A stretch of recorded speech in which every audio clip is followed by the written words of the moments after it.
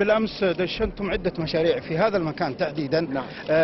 ماذا بشأن تدشين مشاريع أخرى تخص إسكان الكلية وهم ينتظرون ذلك من سموكم؟ لا، الإسكان موجود الآن الحمد لله، والآن كافي وعلى حسب العدد الموجود فيهم، والحمد لله الآن من أول إنشاء الكلية كان الإسكان موجود معها.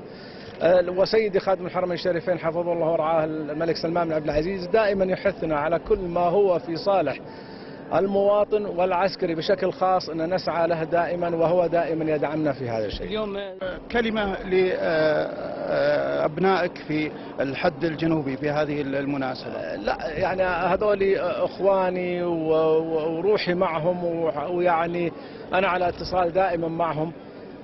هم عارفين واجبهم، عارفين موقفهم اليوم هو موقف وفاء وإخلاص لوطنهم ولمواطنينهم لأهلهم، ولهذا دائما سيدي خادم الحرمين الشريفين يوصيني على أني دائما أزورهم وأكون معهم، وإن شاء الله راح أكون عندهم قريبا إن شاء الله. شكرا سمو الأمير.